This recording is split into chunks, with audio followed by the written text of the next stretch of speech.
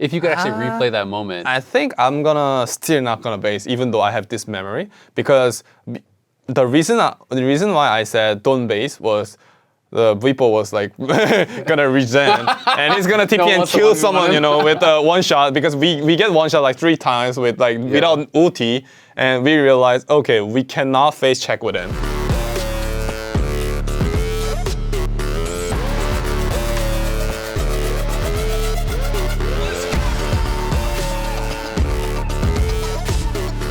Hello and welcome to Pros. I'm Azael here. We're going to talk about finals weekend. We got Bwipo, we got Tomo, we got UmTi. All 3 of our finalist teams are here. We got to start with the final game of the weekend, though. It's what everyone is talking about. This was one of the craziest endings, I think. I think it's the craziest ending to any series in LCS history, and one of the craziest endings I've seen to any series ever.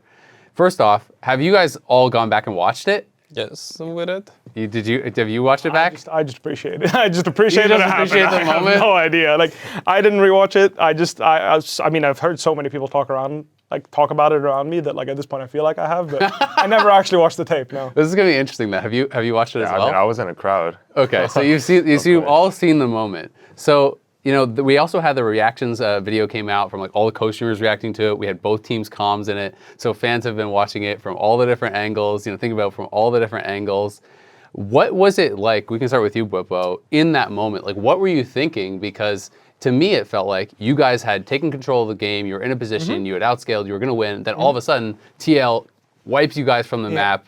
Are you thinking it's over, we're going to game 5? Yeah, honestly, I thought I was going to game 5, and the first thing I was thinking is wait, why didn't I just backdoor? The Nexus was open, I'm playing full AD Garen, I'd one-shot their Nexus, I had flash ups and no one could deal with me, I would one-shot whoever tried to defend, so I was oh man, I'm kind of silly, in a good way. I felt oh man, this game was so free, and I felt I didn't even play that well, because I don't know, I messed up a lot of combos, actually.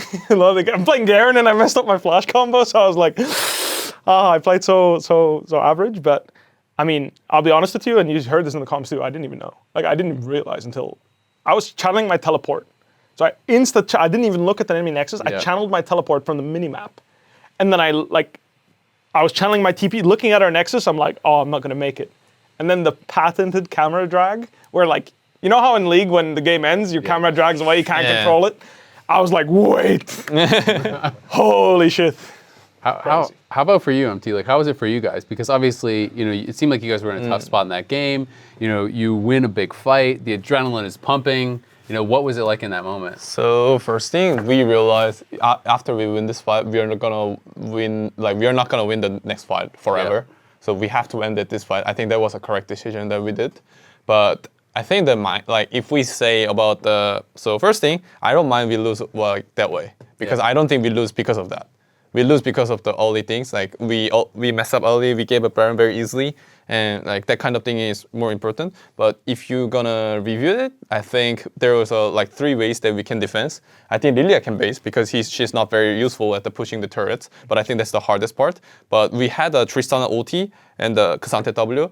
The Leona should not be allowed to touch the waves like that. So maybe if the wave crushes, then our speed must be faster than the minions. So we actually thought that's gonna be end. Yeah. And we calculate a little bit wrong I saw the inhibitor was coming out, so I thought the inhibitor is gonna block the minions. Yeah. So I thought let's just go. We have to go APA. We should have to go. You cannot base, and we just rushed and we didn't end it. Yeah. Do you think if you could go back, which path would you take? Would you just want to base and defend?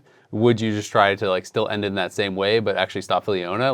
If you could actually replay that moment. I think I'm still not gonna base, even though I have this memory, because the reason why I said don't base was the Bwipo was gonna regen and he's gonna TP and kill someone, with one shot, because we get one shot 3 times with without ulti, and we realized, okay, we cannot face check with him. Yeah. Even though he TP and even though someone go defend, we are not gonna defend it. Yeah. So I just think that we have to go together and just Tristan ulti or K'Sante W, anything, if we can think about any creative thing, that we can do is gonna be the best thing. And if we lose, that is what it is, I think. And I mean, it's so hard in those moments to think about those things, right? Because I think this is something that people don't necessarily appreciate, but when you play on a stage in front of a crowd, like the adrenaline of a moment like that is so crazy. It's hard to like slow down and think through what the optimal play is. What were you thinking in that moment when you were watching in the crowd? Because you're kind of the neutral third party. They had like a small like camera on showing the Supermans, and I'm like,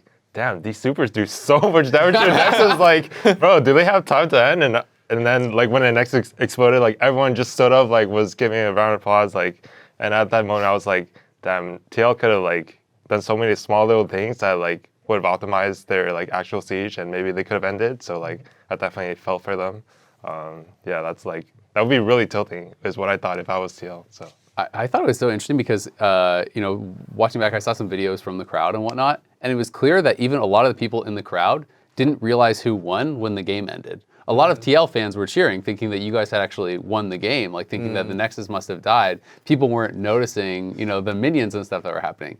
So from your point of view, I'm really curious. You know, I know you said you didn't go back and watch it back, but a lot of people online were saying, okay, well, someone should have based from TL, and that would have been able to delay you enough if you TP'd and that they could have actually ended. Yeah. Do you think that's the case, or what were you thinking about it? Because you said you thought you could 1v1 anyone, but it's like if UmTi goes back or Core goes back and tries to CC you, do you think that would have given them enough time? Or I mean, I think in this case it would have. So fun fact, whenever we go for end and there's only gray screens on the enemy team and people are respawning very shortly, I actually have this thing where I'm a useless champion like a tank. I run to the Nexus and I just stop their home guards. Like I stop them from leaving the base with home guards. So I tell Alan to do the same thing. So we started doing this in scrims, the split actually. So I would be hoping either me or Alan would have the presence of mind to call it, because like K'Sante and like Rel, for example, in this case, don't really do that much Nexus damage. Yeah. And just going to stop the home guards of whoever that is more valuable. So you just show up and like. That's really interesting. So for example, in the past, I would do it with Gangplank and Swain, where I could do it while sieging. I would just Gangplank ult the Nexus, or I would W the Nexus, and that's where the idea came from, because you stall so much time when you're home guard and you sprint out, you're so fast. But if someone hits you, especially if they slow you or CC you, like you actually can't reach the Nexus towers. Like most of the time, it takes 10 seconds longer because you have to walk all the way while getting CC'd or slowed. So that's definitely the first thing that I really advocate for when we're trying to end, and it's a really tight situation. Is like, worst case, your useless member dies in the fountain, stopping all the home guards, and you can just leave. Yeah. So that's like the worst case. In this case, it wouldn't have worked. You couldn't leave because like, it was a one-way trip. But that habit, I think, is something that I would have, you know, like I would have hated to see that, because if like Rel Q'd my TP and it would have made the difference or something, I would hate my life, you know. But that's the first thing. And then for the rest of it, it's like, I don't know. It's just like when you're trying to clutch up in a situation like that, stress is your enemy. You know, like stress is the enemy. Like you're so stressed that you lose sight of very simplistic play. Yeah, I always think it's so interesting, the thought process of like, what would you do if you could replay it? Something I've always thought would be really cool for League is if there was some sort of like mini game where you could recreate all these famous moments and players could try to play it out, you know, and like, okay, experience this moment, or experience, you know, the like IG base race, or experience, you know, some of these famous moments where there are these kind of like decision trees that there's so many different things that could change the course of the game. Do you think this is maybe like the craziest like ending to a series that you guys have ever had? Oh yeah, without a doubt. How about you, UmTi? No, I don't think so, because I have a strong memory with the 94 minutes. So that must not be like erased by this, I think. Yeah. What series was that? Yeah, that was the T1 versus Generic Earnings. Oh, and okay. yeah. I remember that. wait, when was that? So that game is the Teddy was like 1,000 crypts, or like 1,500. Was that the Sivir game? Yes. Yeah. And I was the Kha'Zix in the game, so I remember I was like, I remember my order was like bullshit a little bit, because like my shot call was like, buy zeros, guys. We don't have turrets. We were buying the zeros, like, you know, like 5 zeros and just like spawning the minions more to defend our turrets. I was like, no, bullshit. Pretty crazy. Yeah, that meta was like not that great, I would say, but I won, so. It was only in LCK though, no, I swear, like other regions did not have it 94-minute bad. I played it and I never played a 90-minute game. Yeah, but I'm just saying, but the 94-minute was like actually so cringy with the Oren, Azael, and Sivir, but I think that meta was like common that you're playing like 50-minute or 60-minute, I think, because the Korea, like the average time they're playing is like 48 to 55 minutes, if I remember correctly in the LCK. Jesus. Yeah. That's nuts. 1 hour games. Yeah. LCK is definitely slower on average. How about you? Do you think that was the craziest series that you've ever watched the end to? Well, I've actually like watched the SKT versus Rocks, I believe, or two, like at Massam Square. The semifinals. Yeah, and that was pretty hype. So I'd say like the Arrow, and like the random MF support pick. Yeah, the MF Kazira counter. Yeah. It's up there. That's definitely That a series was legendary pretty sick. series. I mean, for me, oh man, I had a series where like I remember like our Lucian is defending the base. Also, my Lucian was backdooring them. It was like there was a regular season game where like I remember Reckless, he was calling like Hilly, please, please, please, please, and he like dashed over the Baron wall, and then like Hilly Rakani'd over him, like on him, and then they ended the game. That was pretty crazy, but it wasn't a series. And then I also had one which was a series where Nemesis and Lucian based and defended, I think Perks trying to backdoor us or something. In 2019, I think. Yeah. Which is also pretty crazy. 2020 maybe. But to be honest, this one beats it because like as the player playing, I had no idea what was going on. The other two games, I was like actively looking at like the game-winning moment, and I was like present. So like I gangplank ult to the guy or something, or like. And this is finals. Yeah, exactly. So it's like it's a finals, and I had no idea that we were about to kill the enemy nexus. Like I said, I was mentally like, oh man, I'm a noob. Like why didn't I backdoor? And I was just like, I need to shrug it off. Like I need to shrug it off, otherwise we're losing the next game. How much does the crowd in that moment like elevate those moments and make it feel, you know, like more special or more intense or more crazy? Because like especially on the finals day, the crowd was so loud. It felt like in that place. I mean, times 1,000 really. Like it's. I know it's indescribable, really. Yeah. It's so important. Do you think it like played into, you know, like the extra pressure or the extra nerves of being on a stage or being in front of that crowd? Do you think if that was an LCS regular season game, you guys would have played it the same way? I don't think that pressure changed our team, but our team was actually slowly being the like lower performance. I think we should have to be the comeback, but we didn't come back. So I think that's the reason. I don't think the venue was like kind of changing us or crowd was changing us. But if I say one thing, good thing was if there was a crowd and cheering us, so we are doing more better, right, in my head. So yeah, if I would say, yeah. Yeah, absolutely. For you, Bwipo, so you had to finish, you've made it to a lot of finals. You talked about this. From my count, it was 6 finals in a row that you had got second place in, including the World Finals, LEC Finals, LCS Finals. You finally won. You've talked, you know, heavily about this going into finals. You talked about how, hey, yeah, I won with Fnatic, but any top laner could have subbed in and accomplished the same thing. And wanting to be a difference maker, wanting to feel like you were, you know, a really big contributing factor to winning that finals. Like, does it feel like you've accomplished that goal? Can you look at yourself in the mirror and say, you know what, I did it? Oh yeah, I think I played a really big part in our team's success in the sense of, as much as it wasn't always pretty, I feel like, especially my coaching staff made me feel like I belonged and what I was doing was important for our team. So after this TL series, the first one we played, it was the 3-2 series. I remember I came in and I wanted to give them feedback from my perspective of like what we should change as a team and what we need to talk about. And I left the room asking like, or saying like, oh, don't worry, like I expect to get feedback from you guys when you are done reviewing. And they were like, honestly, we know we made a lot of mistakes, but the team needs you to be that way. Like if you don't pull the trigger, sometimes no one does. So we prefer you to be loose like that and play the game because it gives space to everyone else to play the game. And that made me feel like really like I belonged in the team. And that was the moment where I realized like, you know, going 0-3 is not so bad as long as I'm willing to go 0-4 and like in the team fight. Yeah. Like going 0-3 is bad once I stop willing to go in. But as long as I have the mindset of like next fight's still winnable and I still continue to create space and pressure on the map for everyone else on my team,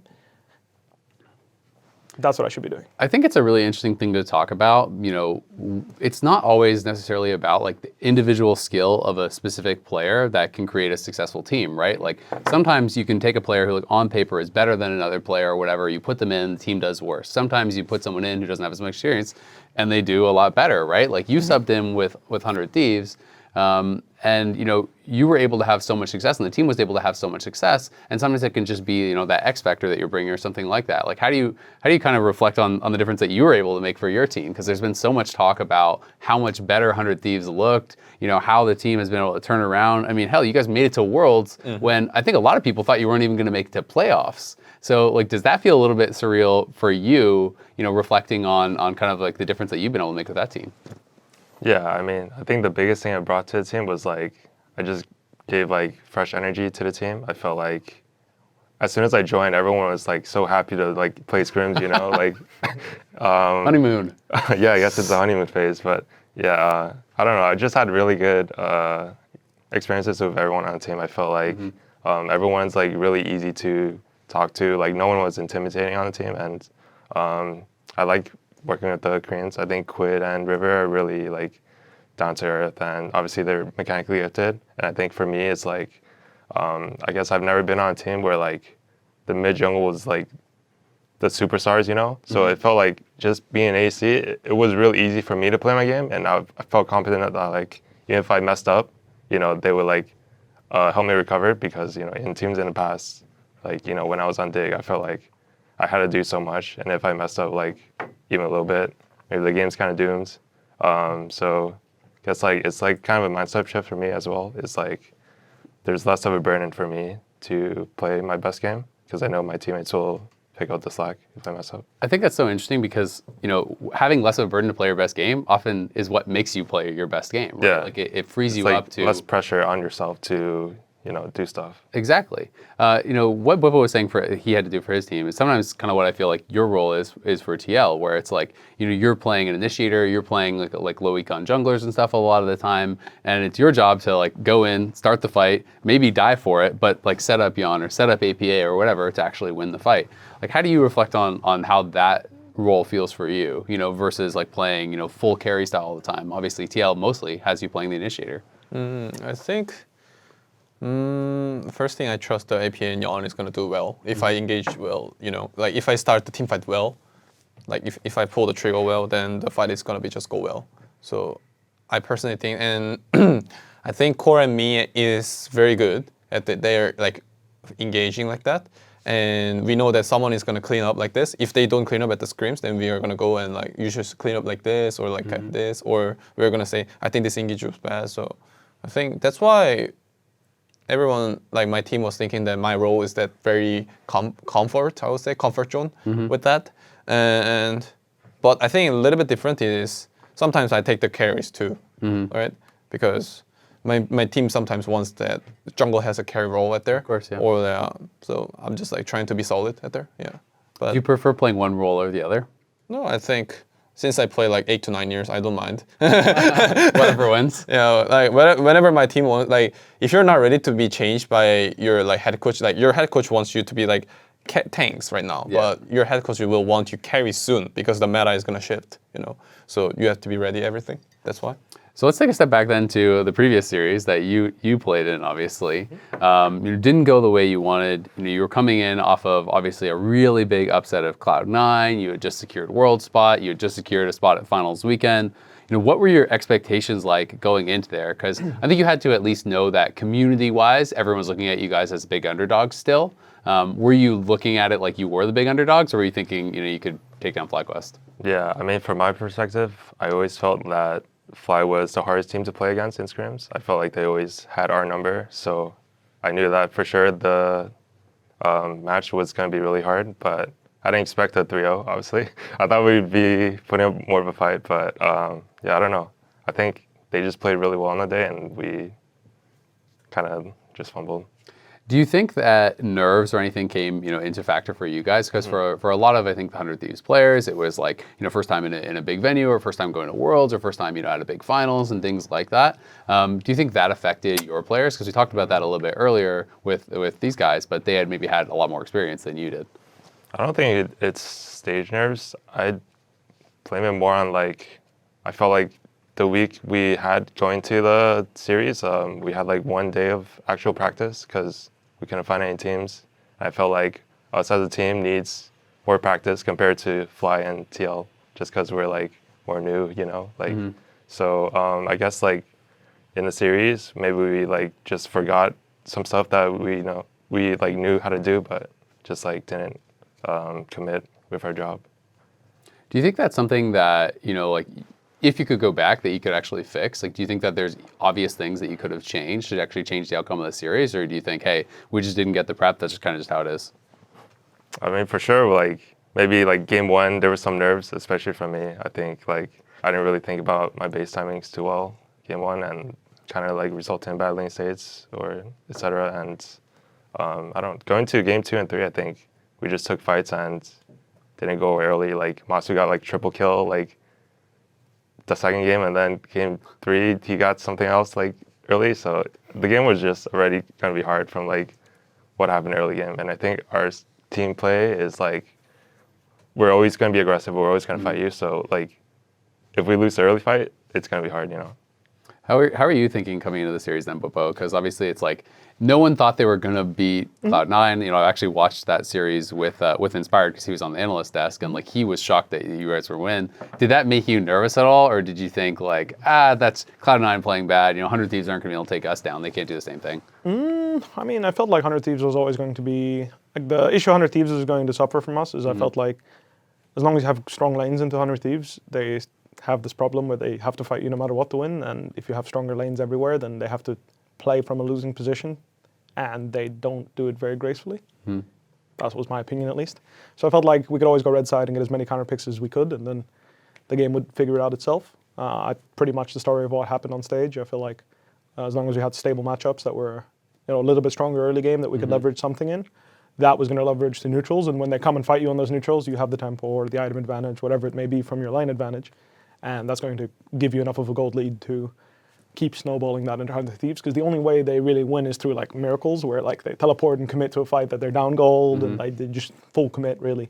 And I think they catch people off guard, but fortunately it's something I'm pretty good at. So I felt like that was something that was unfortunate for 100 Thieves walking into FlyQuest, and probably why also in scrims it felt a bit suffocating to play against us, because if you sign up for a fight, I'm always going to be there. So it's been a few days now, Tomo. How do you kind of reflect on the series? You know, Sniper gave an interview right after the series where he said he felt embarrassed, that they lost 3-0, that you guys, went down like you did. Does it sting a bit that is, your kind of like finals weekend experience is just, quick 3-0? Yeah, I guess a little bit. Obviously, I wanted to play more games, but honestly, I'm kind of happy that we're playing in play-ins, because I think we definitely need like the extra warm-up before the main stage, if we make it, hopefully. So this has actually been a really big topic of conversation. I'll come to you, UmTi, because people are talking a lot about, okay, is lower bracket actually an advantage, right? Like Cloud9, if they didn't get a bye, if they started earlier, would they have done better? Would they have realized some of their mistakes? Do you think that, having gone through, if you guys had maybe gone through a lower bracket and had extra games to play, would it have looked different for you? Would you have had a different read on the meta? Like, what's your take on kind of the lower bracket advantage, as people are calling it? So is that kind of funny that calling the lower bracket is an advantage?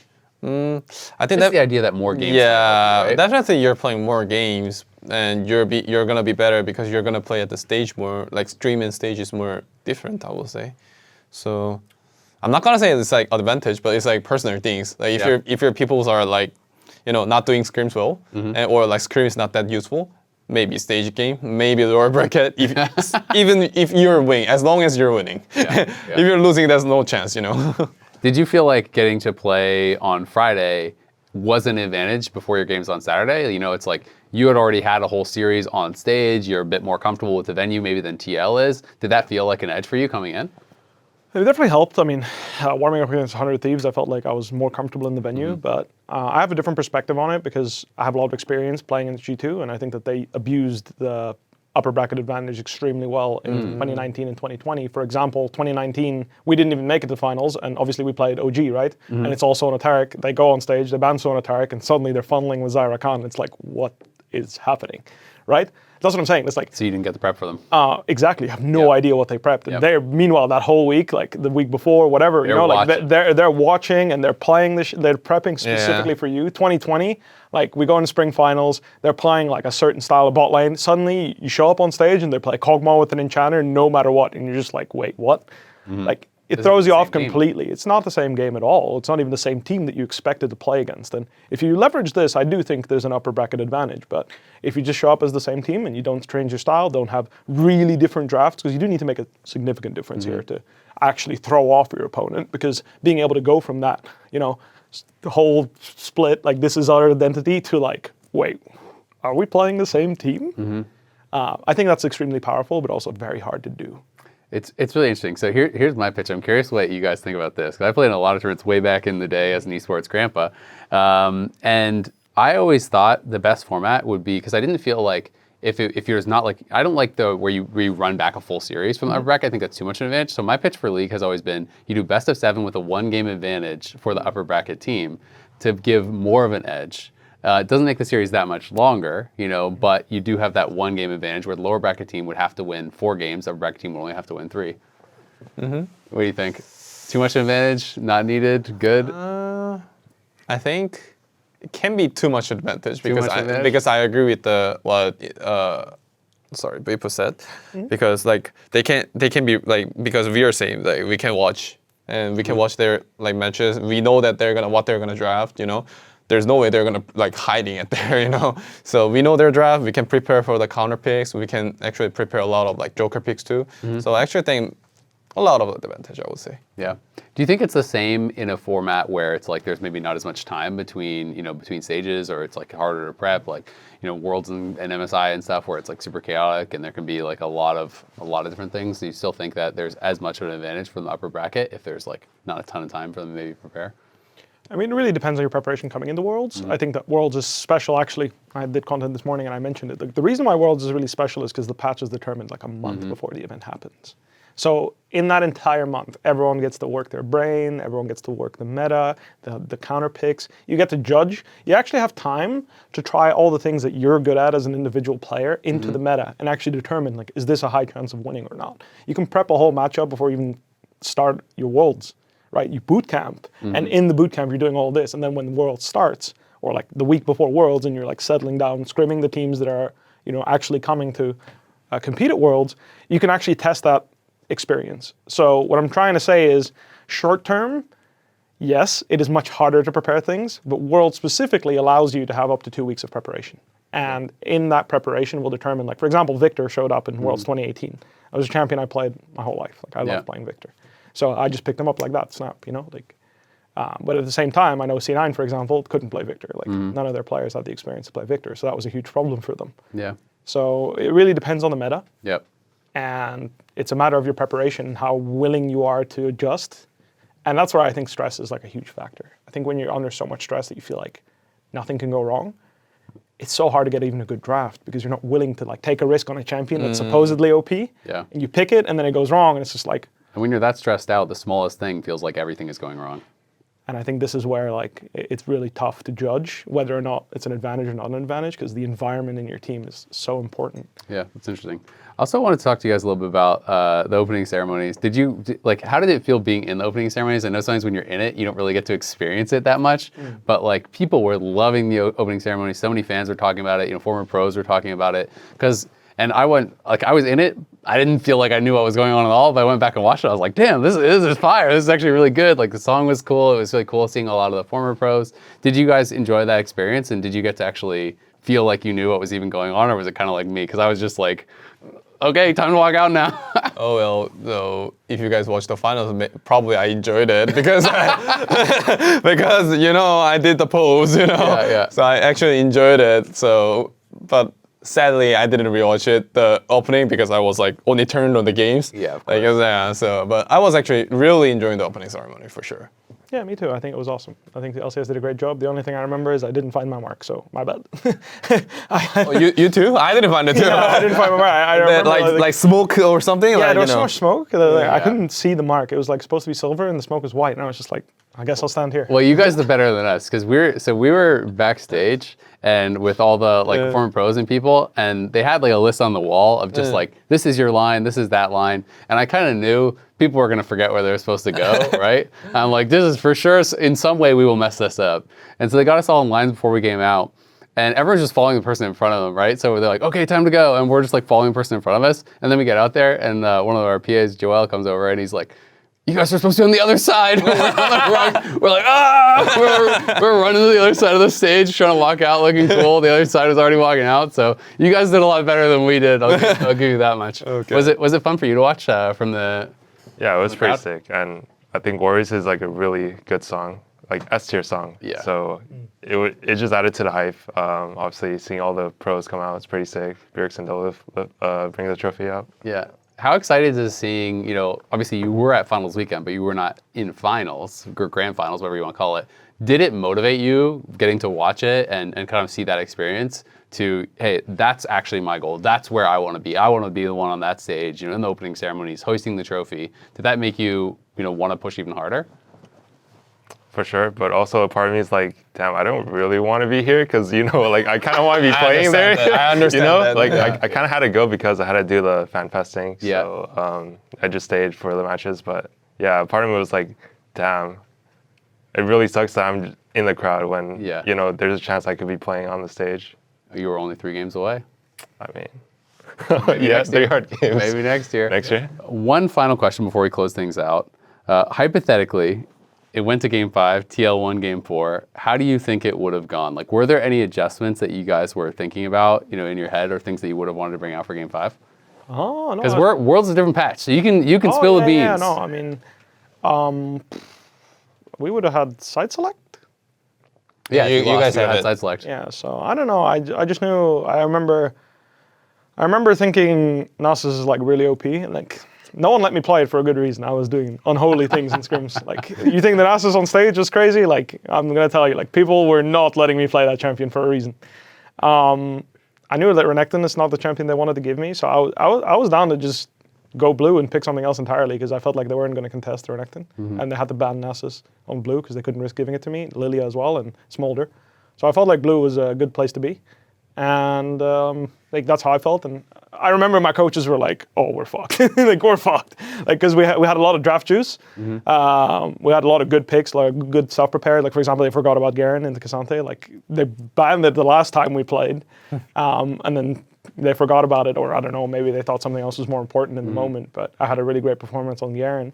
Well, for the most part, like I said, I messed up some combos, but for the most part, I had a good game. So my team was concerned, but I wasn't really. I just felt like, honestly, I felt like even when I was running it down, like, enemy top laner was not doing anything in team fight, so it's fine. Like, it didn't matter. Like, I felt like he was really invisible 5v5. His laning phase was really solid, and that was good. Like, it was hard for me to do anything there, and he was playing well. But when it came to 5v5, I felt like I had all the freedom in the world. No one knew what to do about me, I felt like, in the series. And that made me feel like game 5 is going to be the same. So just pick a good scaling champion. Whatever they pick, I'll pick a bruiser and we'll be fine. How are you feeling in the series? Like, about, you know, the kind of like evolution, game over game, you know, if you were going to game 5, like what kind of, you know, style would you have wanted to play? So I think we actually prepared one combo there, one comb there. So I think probably we already show up the Nasus. Yeah. And I think I imagine that we're at the red side. So probably we're gonna just don't ban the Nasus. Yeah. And they will take it the first. Oh. And we're gonna play the Kog'Maw there. Oh. That's Kog'Maw? Yes, Kog'Maw ADC, I think. That's what we don't Into Nasus? That sounds terrible. That's pretty interesting. Let's show out. I'm just saying, if you give me first didn't show Nasus, up. all I'm saying is, if your draft was to give me Nasus, you guys would have gone home. That's for sure. I have no doubt about that. I was making fun of people. I would accept that if we keep Nasus and we lose with that Kog'Maw comp, then we're gonna say, oh well. Yeah. We're wrong. You know, maybe you're right, maybe I'm right. Everyone don't know, you know. You say you don't know, I know. That's, I think, one of the funniest things, though, is, and I love this, and it shows how much depth there is into League, how many different ways people can see the same thing, right? Because sometimes I'll do the coach interviews, and I find it hilarious where one coach will come off stage, you know, I'll be like, oh, but how'd the draft go? And you're like, absolutely smoked them. And then, you know, UmTi comes off stage, absolutely destroyed them. They have no, you know, and both coaches are just like, It's gonna be so fun. we got everything we wanted. It's like they're playing blind pick over there. You know, it's so funny because people can see the matchups so differently based on what you prioritize and what you think is important. And also the way that you play the game, right? 10 different people and 10 different pros, mind you, not even just like a bronze player and a world champion, can play the same champion and it can look so different just based on the way that you play. And I think that's one of the coolest things about the game. Oh, I love it too. I mean, that's what I said. Like, the second you mentioned Kog'Maw, I'm like, my brain's starting to think like what Kog'Maw's strengths are, what Nasus' strengths are, and I'm just like, I can't even see how it's a good pick. You know, like the whole point of Kog'Maw is that he's like he outperforms most AD carries on one item, and then he snowballs into the second item, and then you can't stop him anymore, and he keeps going. He keeps winning fights. But Nasus is like the best champion in the game right now when it comes to mid game team fighting. So he's like the hardest champion for Kog'Maw to single target down because he gets armor and MR from his ultimate and health. So he's like literally the beefiest champion. I feel like Kog'Maw into Renekton makes like 20 times more sense, if anything. So that's where I'm coming from, where it's just like, that's why I like what you just mentioned, because immediately I'm thinking like, wow, that's a terrible pick into Nasus. Like, I'd love to play that. I'd love to see Kog'Maw on the enemy team. Are you trying to play Kog'Maw into Nasus, Tomo? I mean, maybe I'll have to try it out. Yeah, he's like, maybe they're cooking something Maybe they're up. cooking, bro. Try to find out recipe. we'll see. I just want to say only one ingredient, so He'll be the I mean, I need to know what the yeah, support you should try to find out. It's gonna be Yeah. fun. That's interesting. It is interesting, yeah. Well, very cool. Thank you guys so much for this episode. This has been Pros. Thank you again, Bwipo, Tomo, UmTi, for the finals episode. We'll see you soon.